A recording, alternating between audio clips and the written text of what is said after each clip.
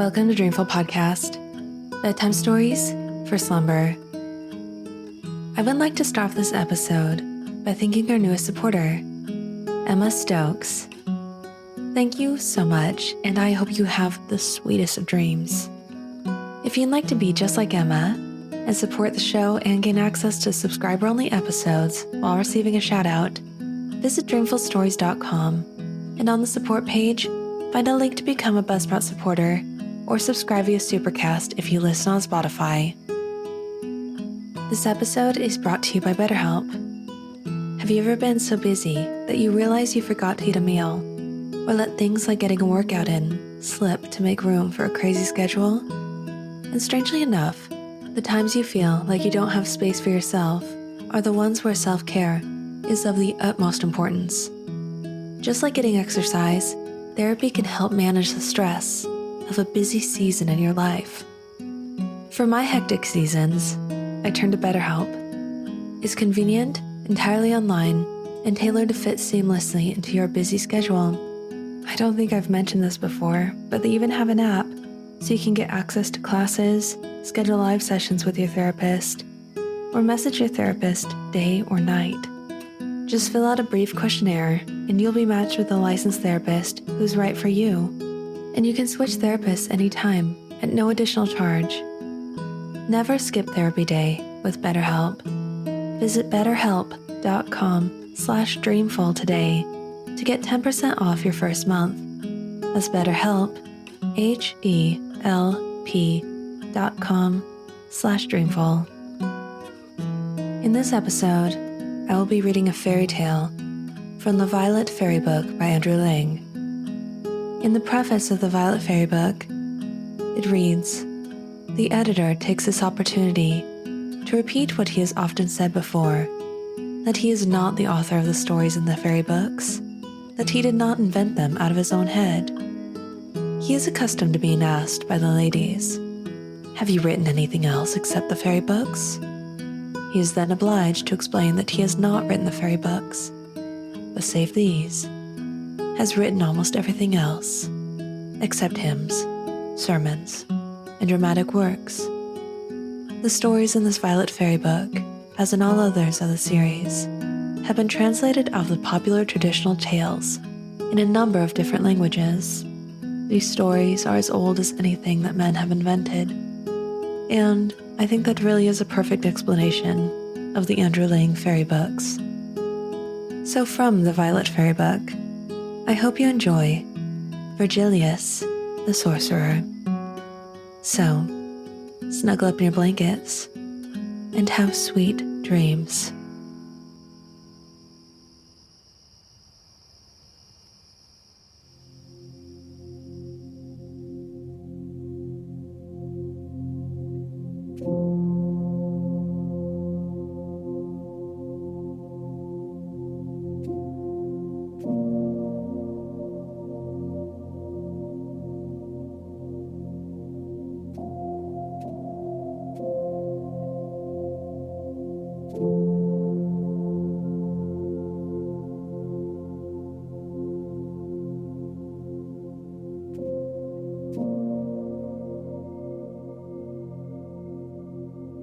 Long, long ago, there was born to a Roman knight and his wife a little boy called Virgilius.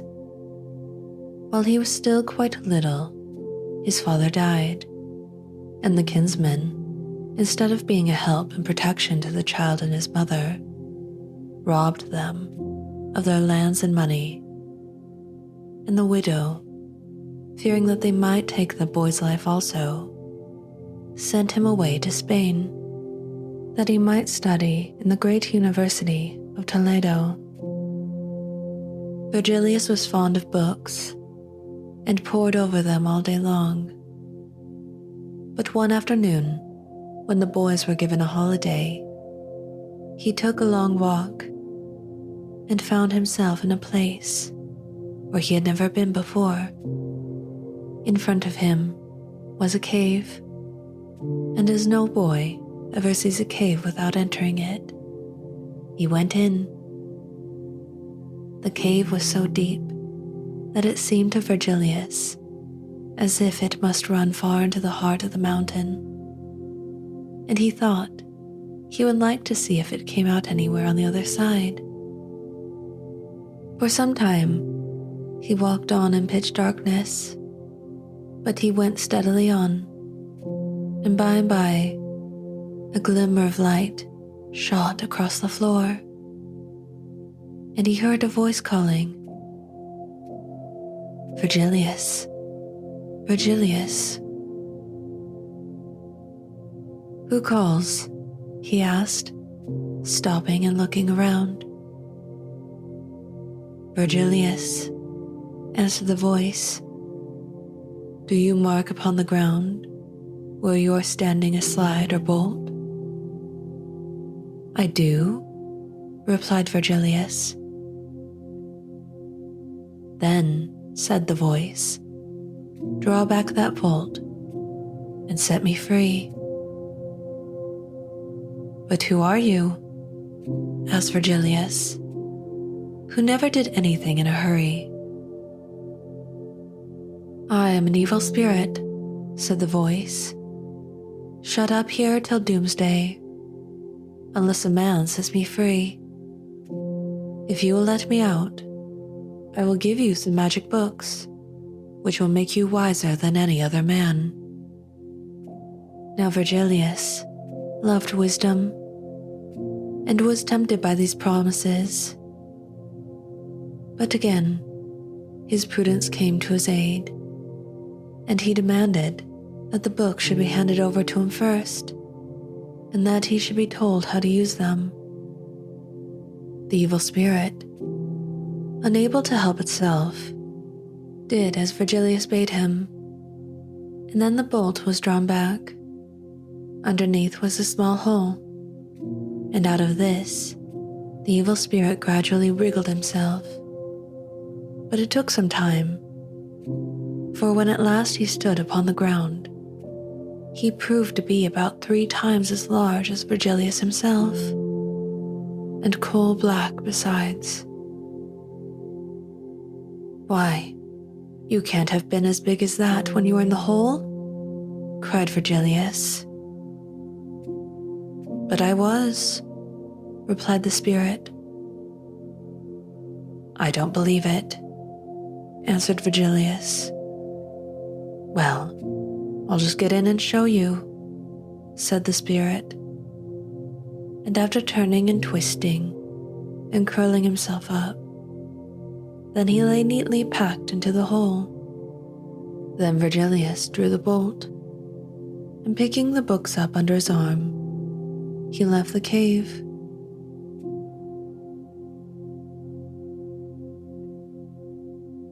For the next few weeks, Virgilius hardly ate or slept. So busy was he in learning the magic the books contained. But at the end of that time, a messenger from his mother arrived in Toledo, begging him to come at once to Rome, as she had been ill and could look after their affairs no longer. Though sorry to leave Toledo, where he was much thought of as showing promise of great learning, Virgilius would willingly have set out at once, but there were many things he had first to see to. So he entrusted the messenger 4 pack horses laden with precious things, and a white palfrey on which he was to ride out every day. Then he set about his own preparations, and followed by a large train of scholars, he at length started for Rome, from which he had been absent 12 years. His mother welcomed him back with tears in her eyes, and his poor kinsmen pressed round him. But the rich ones kept away, for they feared that they would no longer be able to rob their kinsmen as they had done for many years past. Of course, Virgilius paid no attention to this behavior, though he noticed they looked with envy on the rich presents he bestowed on the poor relations. and on anyone who had been kind to his mother. Soon after this happened, the season of tax gathering came around, and everyone who owned land was bound to present himself before the emperor. Like the rest, Virgilius went to court and demanded justice from the emperor against the men who had robbed him. But as these were kinsmen to the emperor, he gained nothing. As the emperor told him he would think over the matter for the next 4 years and then give judgment. This reply naturally did not satisfy Virgilius, and turning on his heel, he went back to his own home, and gathering in his harvest, he stored it up in his various houses. When the enemies of Virgilius heard of this, they assembled together and laid siege to his castle. But Virgilius was a match for them, coming forth from the castle so as to meet them face to face. He cast a spell over them of such power that they could not move, and then bade them defiance, after which he lifted the spell, and the invading army slunk back to Rome and reported what Virgilius had said to the emperor.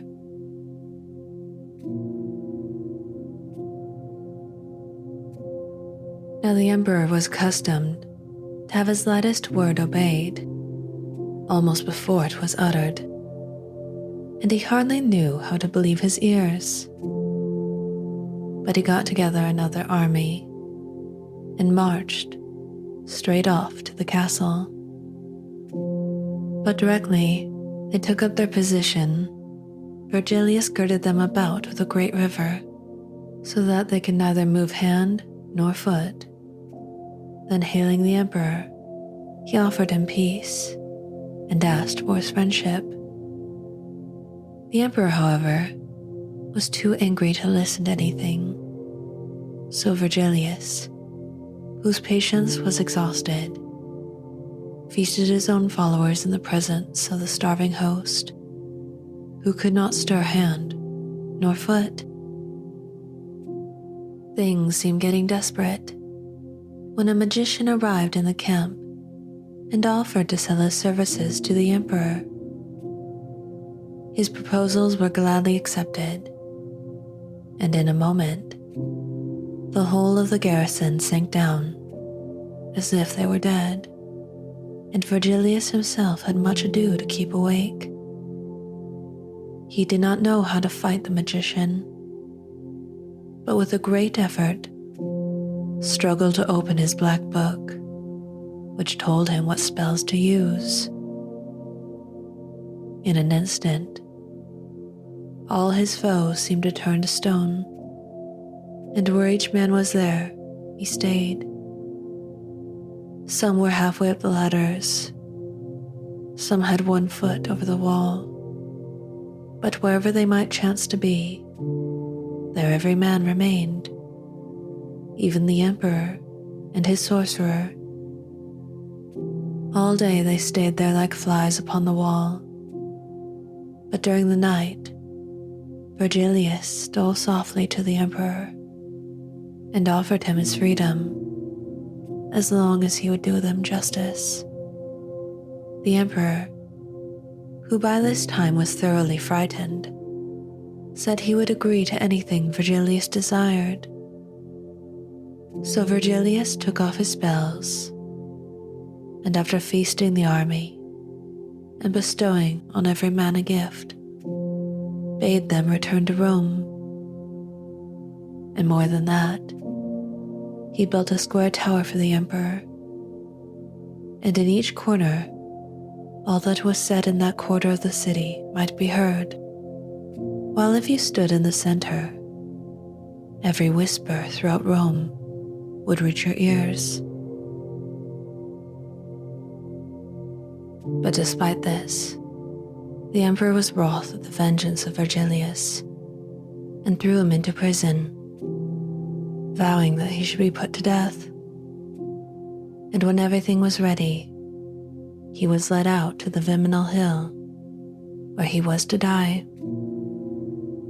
He went quietly with his guards, but the day was hot, and on reaching his place of execution, he begged for some water. A pail was brought, and he, crying, "Emperor, all hail, seek for me in Sicily," jumped headlong into the pail and vanished from their sight.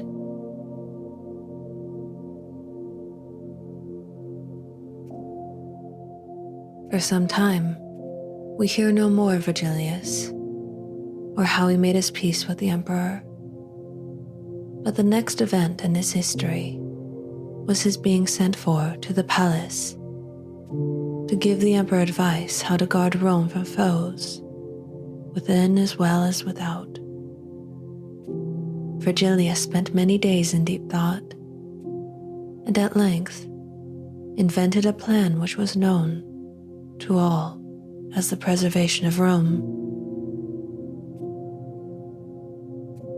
On the roof of the Capitol, which was the most famous public building in the city, he set up statues representing the gods worshipped by every nation subject to Rome. And in the middle stood the god of Rome herself. Each of the conquered gods held in its hand a bell, and if there was even a thought of treason in any of the countries, his god turned its back upon the god of Rome and rang its bell furiously, and the senators came hurrying in to see who was rebelling against the majesty of the empire. Then they made ready their armies and marched against the foe. Now there was a country which had long felt bitter jealousy of Rome and was anxious for some ways of bringing about its destruction. So the people chose 3 men who could be trusted, and loading them with money, sent them to Rome, bidding them to pretend that they were diviners of dreams. No sooner had the messengers reached the city than they stole out at night and buried a pot of gold far down in the earth, and let down another into the bed of the Tiber, just where a bridge spans the river. Next day, they went to the Senate house where the laws were made, and bowing low, they said, "O noble lords, last night we dreamed that beneath the foot of a hill there lies buried a pot of gold. Have we your leave to dig for it?" And leave having been given, the messengers took workmen and dug up the gold and made merry with it. A few days later, the diviners again appeared before the Senate and said, "O noble lords, grant us leave to seek out another treasure, which has been revealed to us in a dream as lying under the bridge over the river." And the senators gave leave, and the messengers hired boats and men and let down ropes with hooks, and at length drew up the pot of gold, some of which they gave as presents to the senators. A week or 2 passed by, and once more they appeared in the Senate house. "O noble lords," said they, "last night in a vision we beheld 12 casks of gold lying under the foundation stone of the Capitol, on which stands the statue of the preservation of Rome. Now, seeing that by your goodness we have been greatly enriched by our former dreams, we wish in gratitude to bestow this third treasure on you for your own profit. So give us workers, and we will begin to dig without delay." And receiving permission, they began to dig. And when the messengers had almost undermined the capital, they stole away as secretly as they had come. And next morning, the stone gave way, and the sacred statue fell on its face and was broken. And the senators knew that their greed had been their ruin.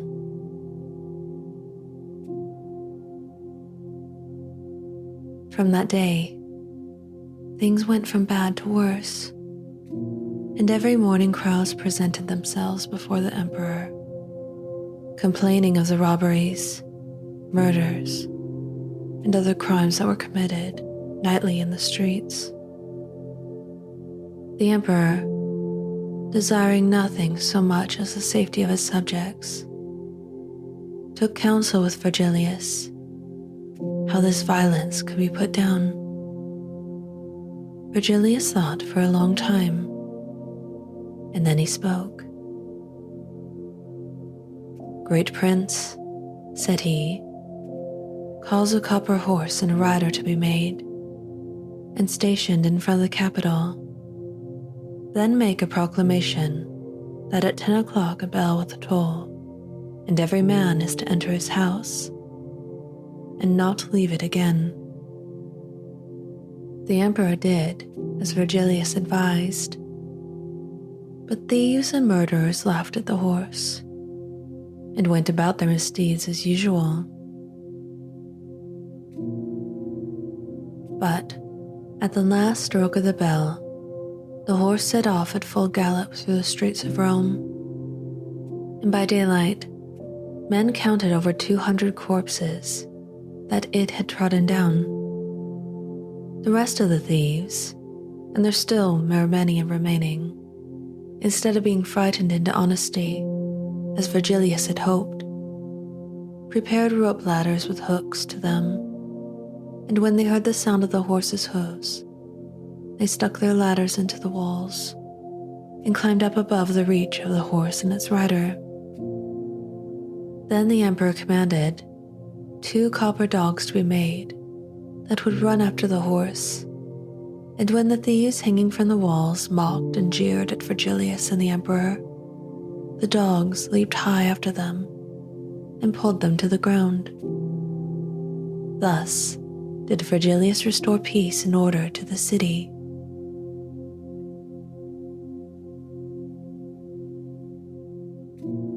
Now about this time, there came to be noised abroad the fame of the daughter of the Sultan, who ruled over the province of Babylon. And indeed, she was said to be the most beautiful princess in the world. Virgilius, like the rest, listened to the stories that were told of her, and fell so violently in love with all he heard that he built a bridge in the air, which stretched all the way between Rome and Babylon. He then passed over it to visit the princess, who, though somewhat surprised to see him, gave him welcome, and after some conversation, became in her turn anxious to see the distant country where the stranger lived, and he promised that he would carry her there himself, without wetting the soles of his feet. The princess spent some days in the palace of Virgilius, looking at wonders of which she had never dreamed, though she declined to accept the presents he longed to heap on her. The hours passed as if they were minutes, till the princess said that she could no longer be absent from her father. Then Virgilius conducted her himself over the airy bridge and laid her gently down on her bed, where she was found next morning by her father. She told him all that had happened to her, and he pretended to be very much interested and begged that the next time Virgilius came, he might be introduced to him. Soon after, the Sultan received a message from his daughter that the stranger was there, and he commanded that a feast should be made ready, and sending for the princess, delivered into her hands a cup, which he said she was to present to Virgilius herself in order to do him honor. When they were all seated at the feast, the princess rose and presented the cup to Virgilius, who directly he had drunk fell into a deep sleep. Then the Sultan ordered his guards to bind him and left him there till the following day. Directly the Sultan was up, he summoned his lords and nobles into his great hall and commanded that the cords which bound Virgilius should be taken off and the prisoner brought before him. The moment he appeared, the Sultan's passion broke forth, and he accused his captive the crime of conveying the princess into distant lands without his leave. Virgilius replied that if he had taken her away, he had also brought her back, when he might have kept her, and that if they would set him free to return to his own land, he would come hither no more. "Not so," cried the Sultan, "but a shameful death you shall die." And the princess fell on her knees and begged she might die with him. "You are out in your reckoning, Sir Sultan," said Virgilius, whose patience was at an end. And he cast a spell over the Sultan and his lords, so that they believed that the great river of Babylon was flowing through the hall, and that they must swim for their lives. So, leaving them to plunge and leap like frogs and fishes, Virgilius took the princess in his arms and carried her over the airy bridge back to Rome. Now Virgilius did not think that either his palace or even Rome itself was good enough to contain such a pearl as the princess. So he built her a city whose foundations stood upon eggs, buried far away down in the depths of the sea. And in the city was a square tower, and on the roof of the tower was a rod of iron. And across the rod he laid a bottle, and on the bottle he placed an egg, and from the egg there hung chained an apple, which hangs there to this day. And when the egg shakes, the city quakes.